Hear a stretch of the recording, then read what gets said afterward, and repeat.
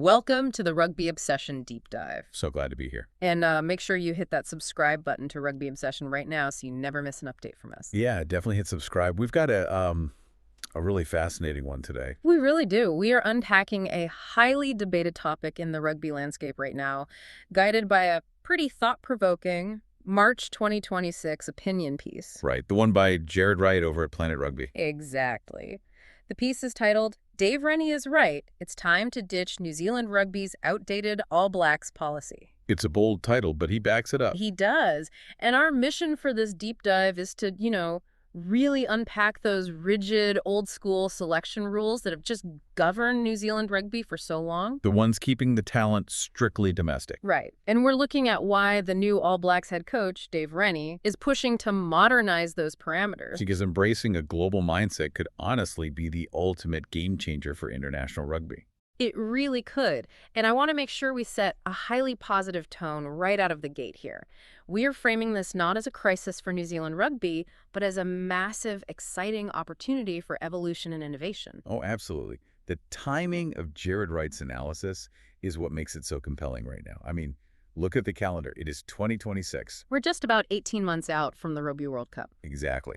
And Dave Rennie is looking at the board, Yeah. and he's fundamentally questioning the status quo. Because that old school rule dictates that if you want to wear the black jersey, you must play your club rugby on New Zealand soil. Which is fine in the past. But the sport has evolved so much on a global scale. Sticking rigidly to this geographical boundary, it's leaving crucial competitive advantages on the table. Yeah, let's start right at the catalyst for this. Rennie comes in and immediately points to the situation with veteran lock Brodie Retallick. Right, and Rennie's argument is just so straightforward. He said, and this is a quote, "Brodie Retallick is fitter than he's ever been. Ideally, you've got your best players available." Which just makes sense. You're preparing for a World Cup. You obviously want your premier talent on the pitch. But the current rule explicitly prevents players earning a paycheck abroad from playing for the national side. It's a huge hurdle. It's this traditional mindset that domestic loyalty has to dictate international eligibility. And New Zealand isn't the only one dealing with this. Look at England. Yeah, Jared Wright brings up Jack Willis in the piece. Such a great example. An undeniably phenomenal talent, but he's overlooked by England simply because he plays his club rugby for Toulouse. Just because he's in France. Right.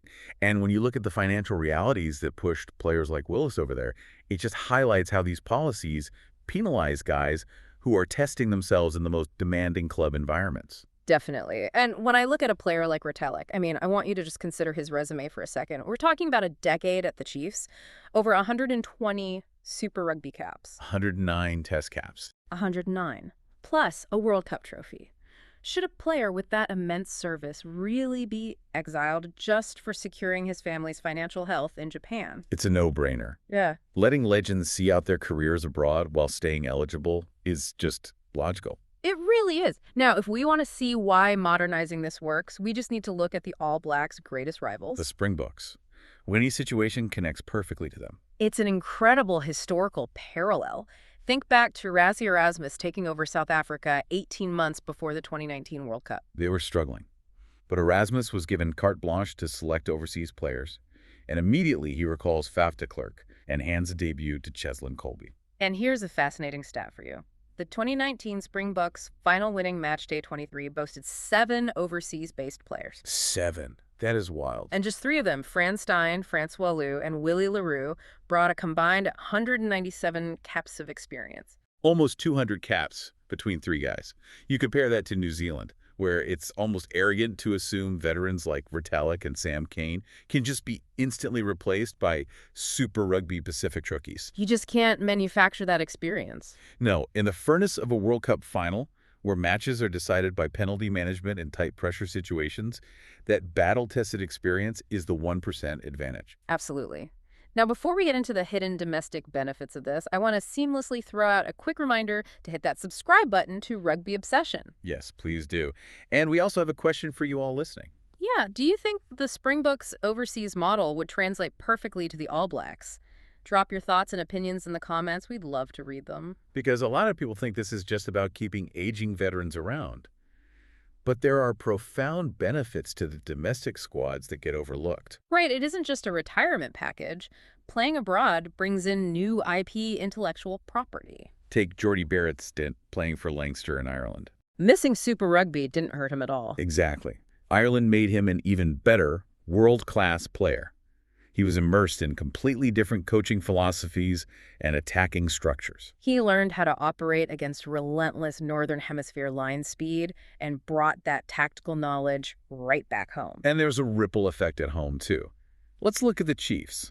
Yeah, Retallick leaving didn't destroy them. Not at all. It forced Tupou Vaa'i to step out of a secondary role and take on massive leadership duties. That forced maturation improves him as a test player. And it creates a void for younger players to actually get minutes. Right, guys like Josh Lord and Itoa Akwoy get to plug those gaps. If the veterans never leave, those 20-year-old prospects just sit on the bench during their crucial developmental years. It clears the logjam. Plus, we have to talk about the financial wins. The money is a huge factor. Offloading those premium veteran salaries means NZ Rugby can reinvest that money directly into development structures. Which keeps other emerging stars at home. You free up that capital, you fund the grassroots and the academies. And there's also the Japan advantage.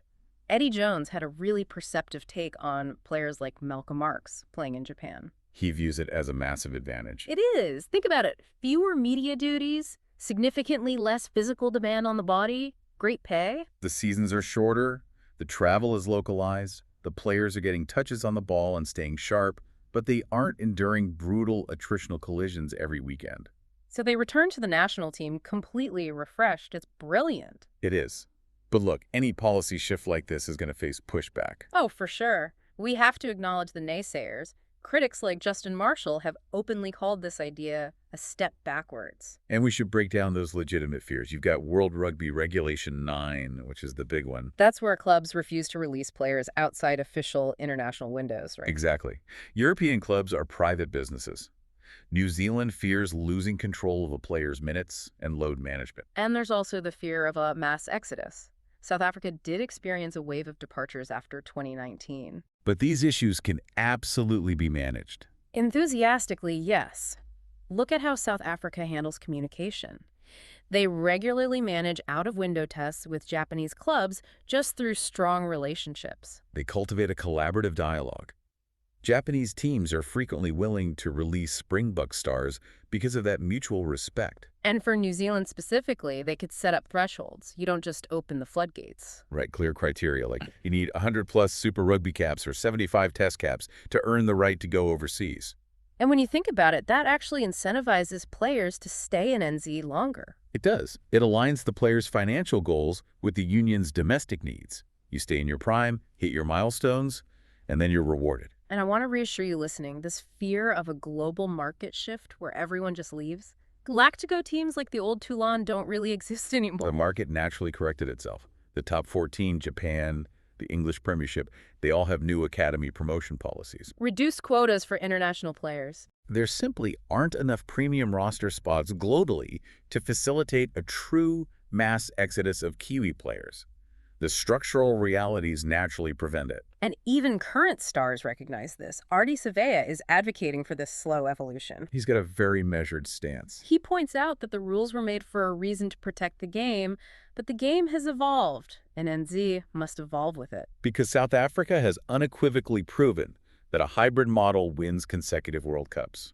So, to distill the main takeaway for you today, New Zealand is no longer the sole innovator in World Rugby. Adapting their strict selection policy isn't a sign of weakness. No, it's a strategic evolution. It's how you gather international intelligence and refresh your veterans. It empowers your rookies and gains that crucial 1% advantage you need for the World Cup. It's just necessary to stay on top. Exactly. And we want to leave you with a final provocative question to mull over. If international experience and the cross-pollination of tactics are the future of the game, will strict domestic-only policies soon become a competitive disadvantage that actually limits a domestic league's growth rather than protecting it? Does protecting the fortress eventually just lock you inside? It's a great question. It really is. Please do not forget to hit subscribe to Rugby Obsession and share your opinions on this deep dive in the comments. Let us know where you stand. Thank you for listening to the Rugby Obsession Deep Dive, and we'll look forward to you listening to our next episode.